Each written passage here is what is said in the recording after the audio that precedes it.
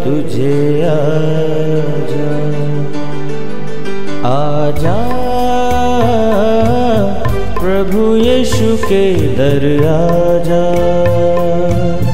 जीवन मिलेगा तुझे आजा, आजा आजा आजा।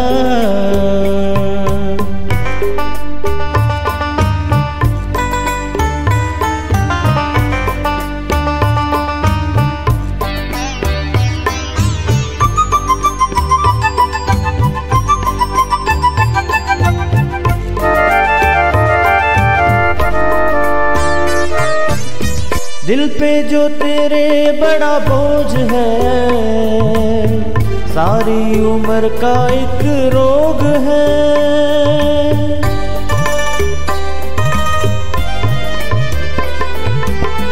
दिल पे जो तेरे बड़ा बोझ है, सारी उम्र का एक रोग है।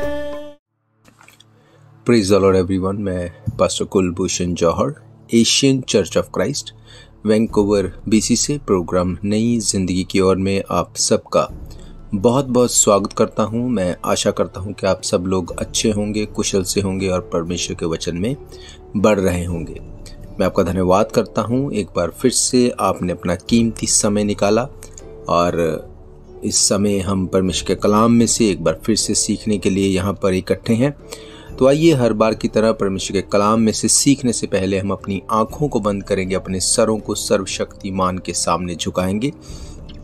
आइए हम प्रार्थना में जाएंगे। सर्वशक्तिमान परमेश्वर यीशु मसीह नासरी, हम आपका धन्यवाद करते हैं क्योंकि आप धन्यवाद के योग्य हैं। आप अच्छे सच्चे जीवित दया करने वाले परमेश्वर हैं। आप दया करनी पसंद करते हैं महान परमेश्वर।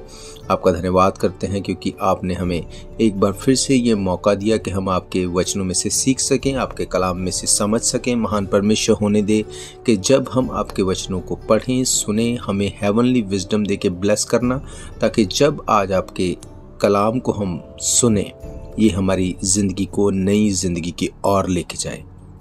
हर अंधकार की शक्ति, हर एक शैतान की वो युक्ति जो तेरे वचनों के खिलाफ है, जो तेरे वचनों को हमें समझने से रोकती है, यीशु मसीह के नाम से हम उसे कैंसल करते हैं, उसे तोड़ते हैं, काटते हैं।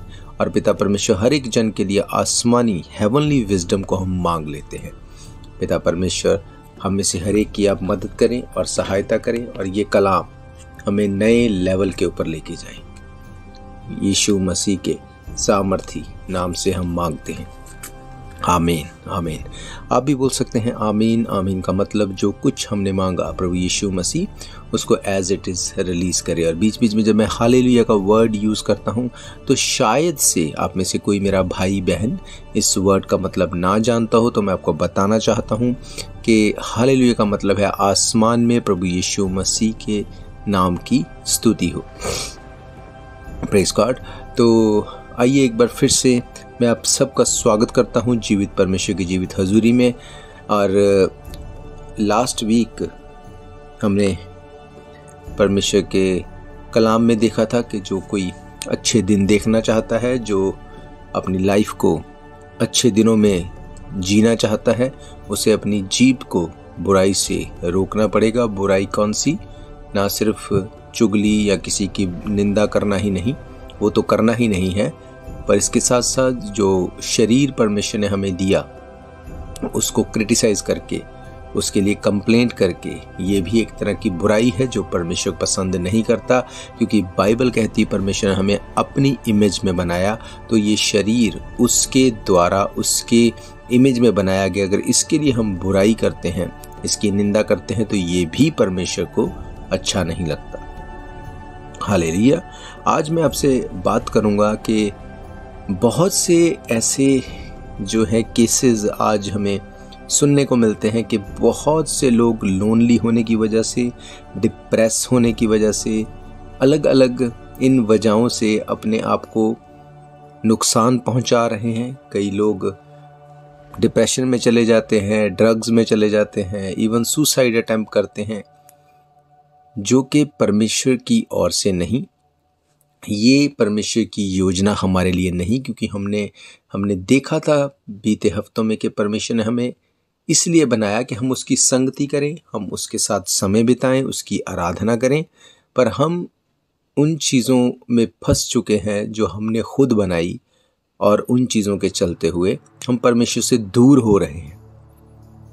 आज मैं कलाम में से आपको बताऊंगा कि अगर हमारे हालात आज सही नहीं भी हैं तो कैसे परमेश्वर का वचन हमें उन हालातों में से निकाल सकता है। हमारा डिप्रेशन, हमारा कोई भी नुकसान, किसी भी तरह से ऐसा कुछ भी क्यों ना हो जो हमें लॉस में लेके जाता है, अगर हम परमेश्वर के कलाम के ऊपर मेडिटेट करेंगे तो हम हमारी लाइफ को नए लेवल के ऊपर, नई जिंदगी की ओर जाते हुए देखेंगे। हालेलुया। तो आइए हम परमेश्वर के कलाम में से एक हिस्से को पढ़ेंगे जो कि हमें मिलता है नीति वचन प्रोवर्ब्स उसकी 18 अध्याय में से, और उसकी 14 आयत को मैं आपके लिए पढ़ूंगा। यहां पे इस तरह से लिखा है, रोग में मनुष्य अपनी आत्मा से संभलता है, परंतु जब आत्मा हार जाती है तब इसे कौन सह सकता है। हालेलुया। बाइबल बताती है कि अगर हमें कोई रोग, कोई दुख, कोई तकलीफ है तो हम स्पिरिट के द्वारा, आत्मा के द्वारा उसमें से निकल सकते हैं। मीन्स जो भी वर्डली तरीके से नुकसान हमें नज़र आता है, अगर हम स्पिरिचुअल होके उसके ऊपर काम करें तो हम उसमें से निकल जाएंगे।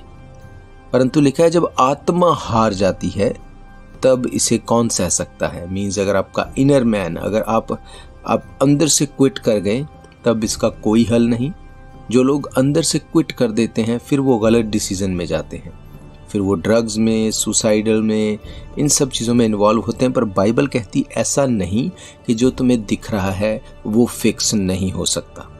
कोई भी ऐसी प्रॉब्लम नहीं जिसका कोई हल ना हो, पर गलत डिसीजन लेना, क्विट करना कोई भी सॉल्यूशन नहीं है। बाइबल कहती रोग में मनुष्य अपनी आत्मा से संभलता है। मीन्स रोग का मतलब यहाँ पे सिर्फ कोई बीमारी नहीं, हाँ वो बीमारी हो सकती है, पर रोग का मतलब वो आपका लॉस हो सकता है, आपका कुछ ऐसा जो आपने खो दिया और अभी आप अपने आप को डिप्रेस फील कर रहे हैं। आप इस सिचुएशन में से निकल सकते हैं अगर अपनी आत्मा को आप हारने नहीं देते। इसी नीति वचन के 17 अध्याय को और उसकी अगर 22 आयत को पढ़े, वहां लिखा है मन का आनंद अच्छी औषधि है, पर मन के टूटने से हड्डियां भी सूख जाती हैं। अगेन इसका मतलब हमारी स्पिरिट, हमारी सोल, हमारा मन, हमारी आत्मा, इसको आनंदित रखना, खुश रखना, तसल्ली में रखना, इसको पॉजिटिव रखना, ये हमारी हड्डियों को लिखा है कि वो अच्छी औषधि है। हमारी हड्डियों को वो सूखने नहीं देती, मॉइस्चर उसमें रहेगा। मीन्स हमारे माइंड में, हमारी स्पिरिट में अगर परमेश्वर का कलाम जाएगा तो वो हमें हमारी हड्डियों को, हमारी बॉडी को, हमारी स्पिरिट को वो स्ट्रांग रखेगी, उनको सड़ने नहीं देगी। आइए बाइबल में से हम कुछ उदाहरणों को देखेंगे, एग्जाम्पल्स को देखेंगे। यहाँ पर हम मत्ती रचित सुसमाचार उसका 9 अध्याय और उसकी हम पढ़ेंगे 21 आयत से।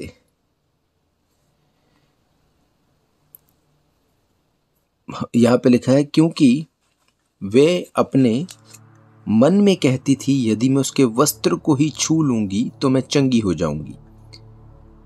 यीशु ने फिर कर देखा और कहा, पुत्री ढांढस बांध, तेरे विश्वास ने तुझे चंगा किया है। इसकी अगर 20 आयत भी मैं पढ़ूं आपके लिए, यहाँ लिखा है, और देखो एक स्त्री ने जिसको 12 वर्ष से लहू बहने का रोग था, पीछे से आकर उसके वस्त्र के आंचल को छू लिया।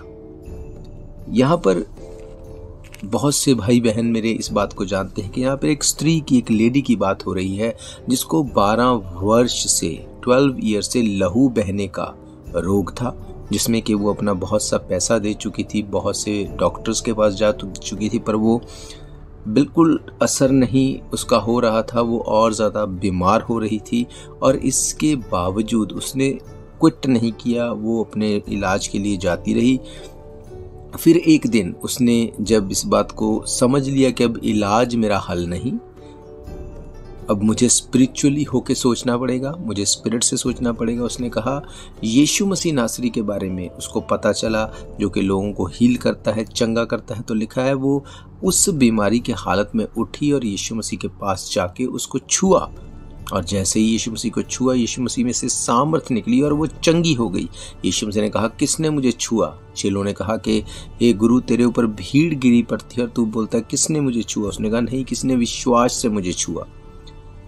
आप इमेजिन करो एक लेडी जिसको 12 साल से लहू बहने का रोग है। 12 साल ये बहुत बड़ा टाइम पीरियड होता है।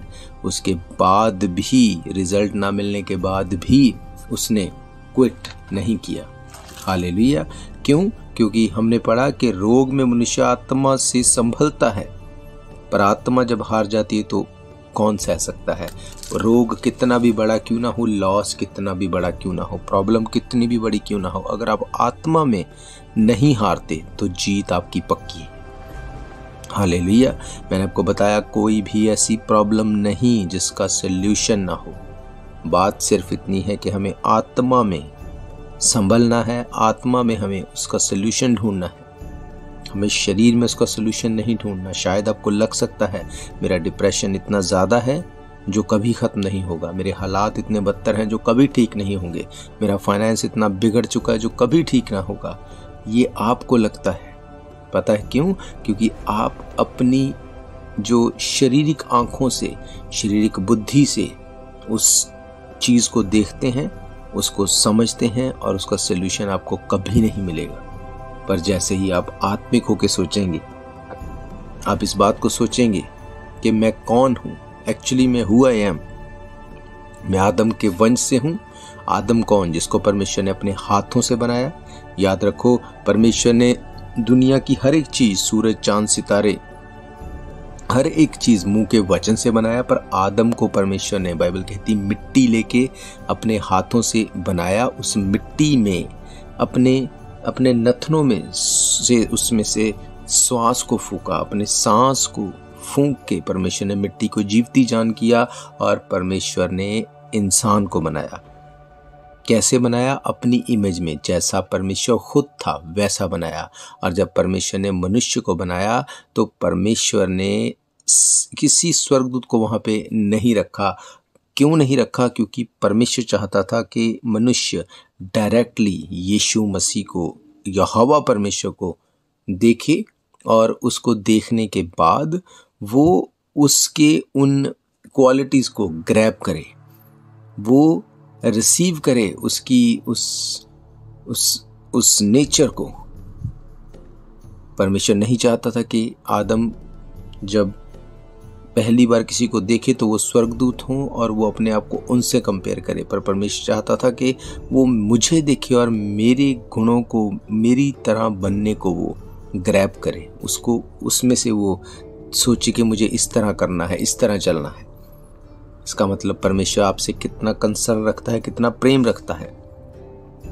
वो आपको डिप्रेशन में जाने नहीं देना चाहता, आपको घटी में जाने नहीं देना चाहता, आपको लॉस में जाने नहीं देना चाहता।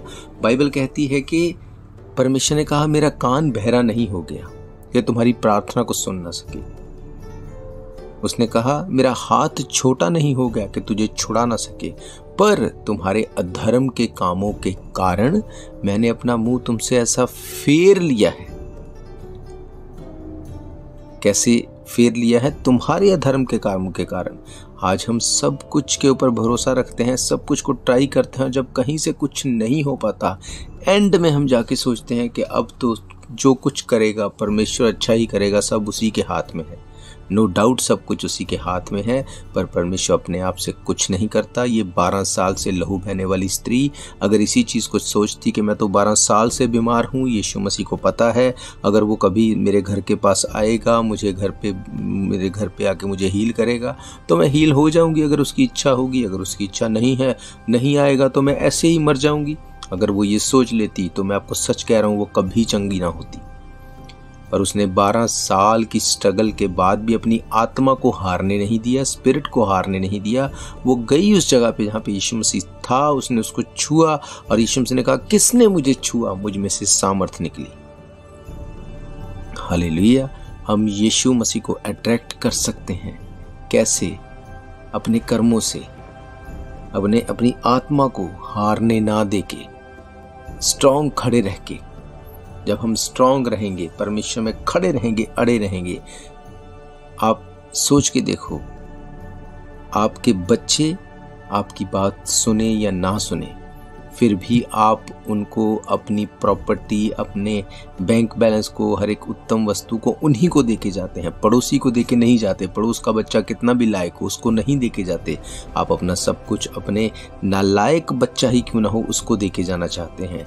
तो आप सोचो कि अगर आप और मैं, हम ऐसे करते हैं एक मनुष्य होने के करके, तो क्या परमेश्वर जिसने सब कुछ को बनाया, जिसने आपके और मेरे लिए अपने इकलौते पुत्र को दिया, जो इतना प्रेम करता है, क्या वो आपको और मुझे लॉस में जाने देगा? क्या वो आपको और मुझे शैतान के हाथ में जाने देगा?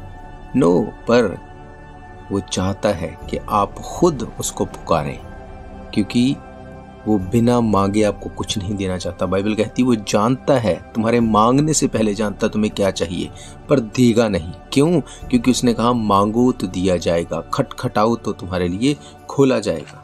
हालेलुया। उसने कहा मन का आनंद अच्छी औषधि है, परंतु मन के टूटने से हड्डियां सूख जाती हैं। अगर प्रभु यीशु मसीह ने ही सब कुछ करना होता तो ये कभी नहीं कहता कि आपको खुश रहना है, आनंदित रहना है। अगर आपको अपने आप को सुखी देखना है, अगर अपनी हड्डियों में मॉइस्चर देखना है, अगर हड्डियों को स्वस्थ देखना है, तो तुम्हें मन में आनंदित रहना पड़ेगा। अगर ऐसा होता कि उसी ने सब कुछ करना, तो वो बोल देता कि तुम कैसे भी रहो, मैं तुम्हें पसंद करता हूँ, मैंने तुम्हें चुना है, तुम्हारे साथ मेरा लिंक है, मैं तुम्हें खुद ब खुद अपने आप से ब्लेस करता रहूँगा, तुम्हें कुछ चिंता करने की ज़रूरत नहीं। चाहे तुम मन आनंदित रखो, आनंदित ना रखो, दुखी रहो, खुश रहो, कोई फ़र्क नहीं पड़ता, क्योंकि मैंने ये रिस्पॉन्सिबिलिटी ली कि मैं तुम्हारे लिए सब कुछ को करूँगा। पर उसने ऐसा नहीं कहा। उसने कहा रोग में मनुष्य अपनी आत्मा से संभलता है, जब आत्मा हार जाती तो इसे कौन सह सकता है। इसका मतलब रोग आएंगे, पर आपकी और मेरी ये ड्यूटी है कि हम उस रोग में अपनी आत्मा में संभलते हैं या उस रोग में ही डिप्रेशन में चले जाते हैं। उसने कहा जब आत्मा हार जाती तो उसको कोई नहीं सह सकता। जब आत्मा हार जाती है तो मनुष्य हार जाता है, पर अगर आत्मा नहीं हारती, स्पिरिट में अगर हम खड़े रहते हैं, तो जैसे उस 12 साल से लहू बहने वाली स्त्री ने अपनी हीलिंग को निकाल लिया यीशु मसीह में से, हम अपनी हीलिंग को, अपनी ब्लेसिंग को, अपनी हर उस उत्तम वस्तु को निकाल सकते हैं। हालेलुया।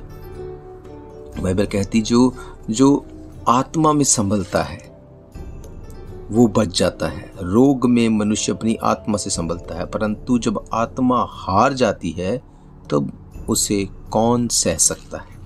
हालेलुया। इसी मत्ती रचित सुसमाचार के 9 अध्याय के अगर 27 आयत को मैं आपके लिए पढ़ूं, वहां पे लिखा है जब यीशु वहां से आगे बढ़ा तो 2 अंधे उसके पीछे ये पुकारते हुए चले, हे दाऊद की संतान हम पर दया कर। जब वे घर पहुंचा तो वे अंधे उसके पास आए और यीशु ने उससे कहा क्या तुम्हें विश्वास है कि मैं ये कर सकता हूँ? उसने कहा हाँ प्रभु। तब उसने उसकी आंखें छूकर कहा तुम्हारे विश्वास के अनुसार तुम्हारे लिए हो, और उनकी आंखें खुल गई। यीशु ने उन्हें चिताकर कहा सावधान, कोई इस बात को ना जाने, पर उन्होंने निकलकर सारे नगर में उसका यश फैला दिया।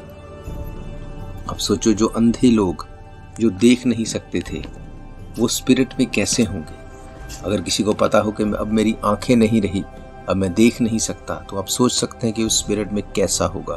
वो टूट जाएगा, बिखर जाएगा, डिप्रेशन में चला जाएगा, नुकसान में चला जाएगा, और बहुत भारी नुकसान में वो अपने आप को ले जाएगा। पर बाइबल कहती ये 2 अंधे थे। जब इनको पता चला यीशु मसीह के बारे में, तो लिखा है जब यीशु वहां से आगे बढ़ा तो 2 अंधे उसके पीछे आकर पुकारते हुए उसके पास गए, हे दाऊद की संतान हम पर दया कर। जब वे घर में पहुंचा तो वे अंधे उसके पास आए और यीशु ने उससे कहा क्या तुम्हें विश्वास है? क्या तुम्हें विश्वास है कि मैं ये कर सकता हूँ? उन्होंने उससे कहा, हाँ प्रभु। तब उसने उनकी आंखें छू कर कहा, तुम्हारे विश्वास के अनुसार तुम्हारे लिए हो। हालेलुया।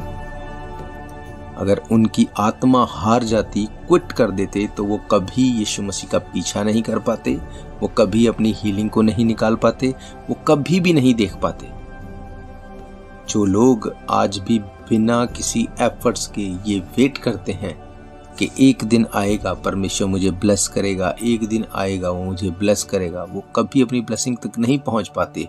और इसी के चलते हुए जब बहुत टाइम बीत जाता है, तब लोगों को लगता है कि परमेश्वर सही नहीं, परमेश्वर कोई है ही नहीं। अगर वो होता तो मुझे ऐसा झेलना ना पड़ता, अगर वो होता तो मेरे साथ ऐसा ना होता। ऐसा नहीं है। परमेश्वर ने आपको राजा और रानी होने के लिए चुना। उसने कहा तुम राज पद्धतिकारी हो, चुना हुआ वंश हो। बाइबल कहती है इस बात को। राजा कैसे होने चाहिए, चुना हुआ वंश कैसा होना चाहिए? वो सेपरेट, अलग दिखाई देने वाला होगा। उसकी आत्मा हारेगी नहीं, वो फाइट करेगा, वो एक गुड फाइटर होगा। वो फाइट करेगा, अपनी ब्लेसिंग्स को निकाल लेगा, अपनी स्ट्रगल को पीछे कर देगा और वो जीत जाएगा। इन अंधों ने इसी तरह से किया, अपनी फाइट को पूरा किया, वो जीत गए और अपनी हीलिंग को लिया। और लिखा है इंस्टेंट हीलिंग उनकी लाइफ में हुई, इंस्टेंट हीलिंग, सेम टाइम पे परमेश्वर ने उनको हील किया। हालेलुया।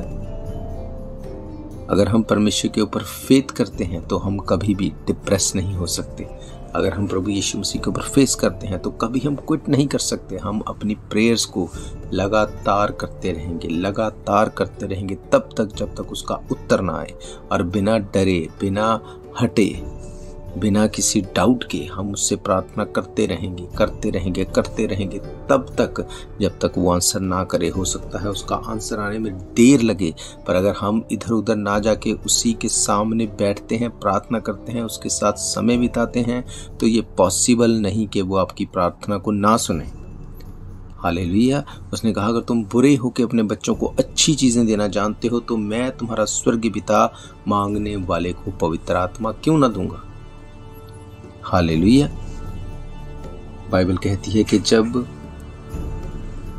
मनुष्य की आत्मा हार जाती है तब वो कुछ नहीं कर पाता, पर जब उसकी आत्मा जीत में बनी रहती है, जब वो अपनी स्पिरिट में जीत में बना रहता है, तब कोई मैटर नहीं करता कि प्रेयर क्या है, प्रेयर रिक्वेस्ट क्या है।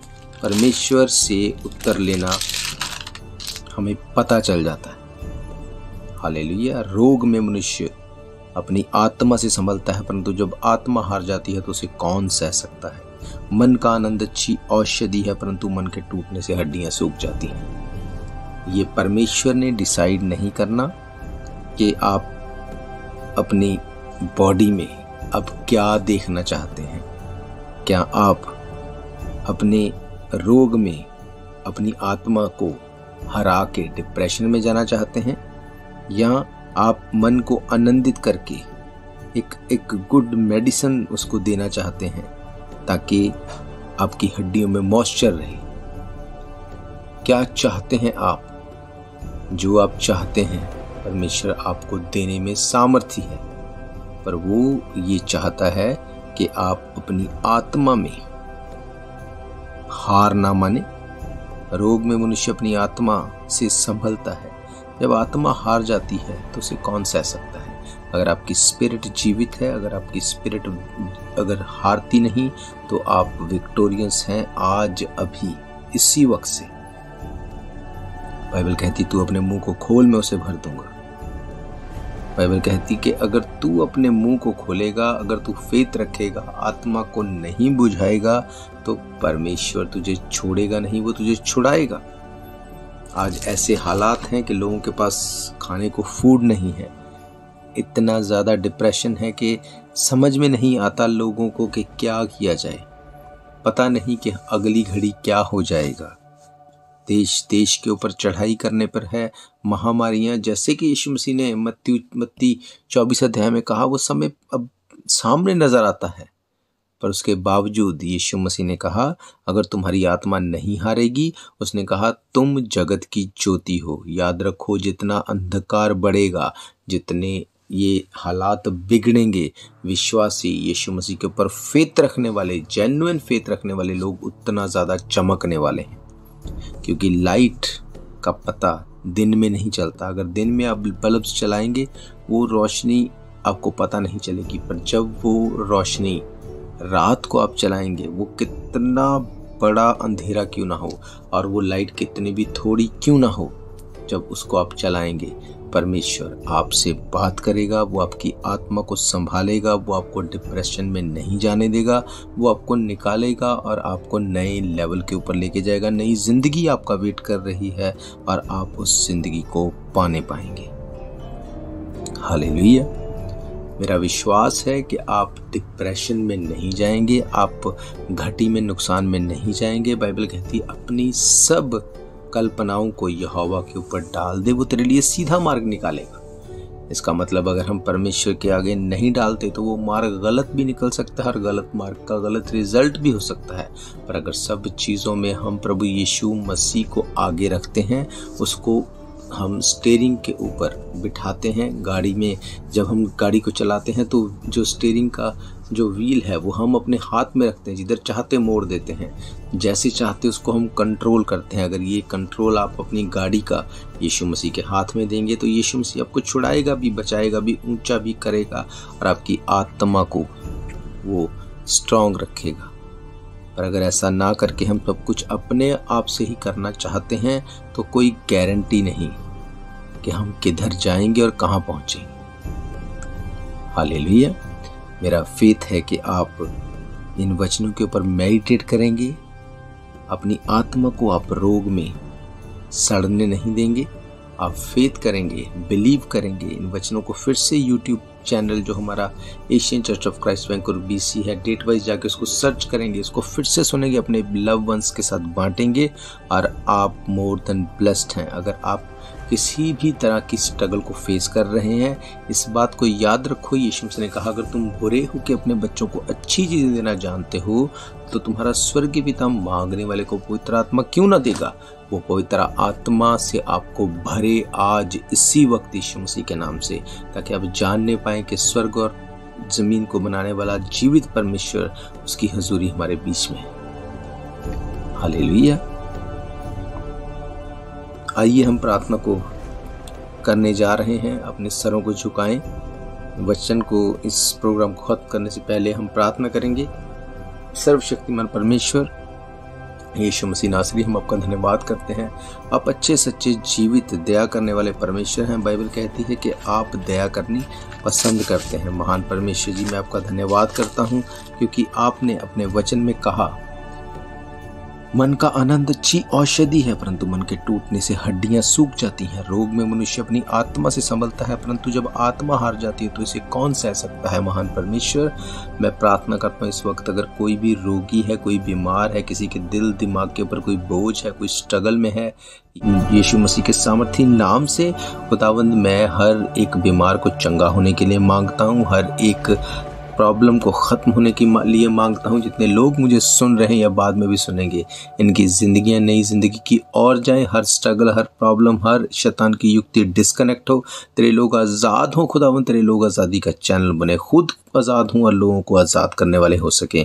महान परमेश्वर, हर एक की लाइफ में पर्सनल गवाही को हम देखें। हर एक जन आग से नमकीन किया जाए, पवित्र आत्मा से भरे और शैतान को अपनी लाइफ से आउट करने वाला हो। पिता परमेश्वर, तेरे लोग तेरे नाम से ब्लेस्ड हों, इनके घराने ब्लेस्ड हों, इनका आना जाना उठना बैठना ब्लेस्ड हो, इनका बिजनेस, इनका काम ब्लेस्ड हो और आप ही का नाम हर एक की जिंदगी से महिमा पाने पाए। यीशु मसीह के सामर्थी नाम से हम मांगते हैं, आमीन आमीन आमीन। का मतलब जो कुछ हमने मांगा प्रभु यीशु से उसको एज इट इज़ रिलीज करे। तो मेरा विश्वास है ये वचन आप फिर से सुनेंगे, आप ब्लेस्ड होंगे। और अगर आप चाहते हैं इन पर्सन हमारे साथ जुड़ने के लिए, आप संडे को दोपहर 1 बजे हमारा एड्रेस जो कि 660 east 51st Avenue Vancouver BC में है, आप आ सकते हैं। मिल के परमेश्वर के नाम को महिमा देंगे। आप फेसबुक के जरिए, यूट्यूब के जरिए, ट्विटर के जरिए, व्हाट्सएप के जरिए भी हमारे साथ जुड़ सकते हैं, जूम के वसीले हमारे साथ जुड़ सकते हैं और हम परमेश्वर के नाम को मिलके महिमा देंगे। हालेलुया। और मैं आपको बताना चाहता हूँ, अगर आप जानते हैं किसी भी ऐसे भाई बहन को जो कि अपनी डेली फूड खाता है, उसमें अगर वो स्ट्रगल कर रहा है, डेली फूड को अगर वो नहीं उसको मुहैया हो पा रहा, तो उस तक आप ये नंबर ज़रूर पहुँचाएँ। वो हमें कॉल करे 7788922250। वो हमें कॉल करे और हम उसे बताएंगे वो हमारा चर्च जो कि 51 at Fraser Street Vancouver BC में है, वहाँ से कैसे अपना खाना पिक कर सकता है। ये बिल्कुल फ्री है चर्च की ओर से। तो आप ये मैसेज ज़रूरतमंद तक ज़रूर पहुँचाएँ ताकि कोई भी जन भूखा ना सोने पाए। हालेलुया। तो मेरा विश्वास है ये वचन आपको आनंदित करेंगे, आपको ब्लेस करेंगे। आप इनको सुनेंगे, दूसरों के साथ बांटेंगे और दूसरों को भी आनंदित होने का अवसर देंगे। मैं इस विश्वास के साथ कि आप ब्लेस्ड हैं, हम फिर मिलेंगे नेक्स्ट वीक परमेश्वर प्रभु यीशु मसीह की हुजूरी में। सैटरडे सुबह 7 बजे आप सबको प्रभु यीशु मसीह की हुजूरी में छोड़ता हूँ। आप सबको प्रेज द लॉर्ड, जय मसीह की। God bless you all. Thank you. शायद ये मौका होगा आखिरी, तुझको बुला रहा है नासरी।